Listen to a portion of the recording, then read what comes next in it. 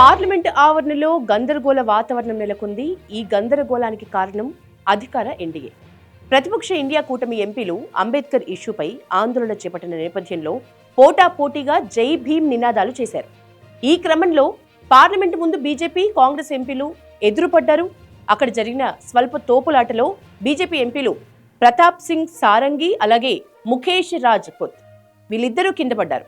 రాహుల్ గాంధీ ఓ ఎంపీని తోసేయటంతో అతను తనపై పడ్డాడని, అందువల్ల తాను కింద పడ్డానని బీజేపీ ఎంపీ సారంగి మీడియాకు చెప్తూ మాట్లాడారు. అయితే ఆయన హాస్పిటల్కి తరలించి చికిత్స అందిస్తున్నారు.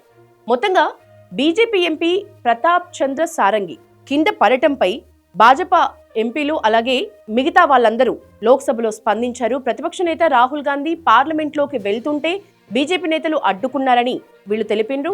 తనను నెట్టివేసి బెదిరించారని కూడా ఆ సమయంలో తోపులాట జరగటం వల్ల బీజేపీ ఎంపీ ప్రతాప్ చంద్ర సారంగి కింద పడ్డారని చెప్పారు. దీనికి సంబంధించిన విజువల్స్ అన్ని కెమెరాలో రికార్డ్ అయ్యాయి, మీడియా కెమెరాలో. మొత్తంగా రాహుల్ ఈ వ్యాఖ్యల నేపథ్యంలో మాట్లాడుతూ, మీరు మీ మీడియా కెమెరాల్లో ఈ విజువల్స్ రికార్డ్ అయ్యుండొచ్చు. మల్లికార్జున ఖర్గే కూడా బీజేపీ ఎంపీలు ఖర్గేని కూడా నెట్టివేసే ప్రయత్నం చేశారు. పార్లమెంట్లోకి వెళ్లకుండా బీజేపీ నేతలు అడ్డుకున్నారని, అందులోకి వెళ్లే హక్కు తమకు ఉందని రాహుల్ గాంధీ చెప్పారు. అంబేద్కర్ ఇష్యూపై మొత్తంగా పార్లమెంటు ఆవరణలో ఇండియా, ఎన్డీఏలు రెండు కూడా ఆందోళనలు చేపట్టాయి. మీరంటే మీరు అంబేద్కర్ను అవమానించారని నిరసనలు, ప్రతి విమర్శలు తెలుపుకుంటున్నారు.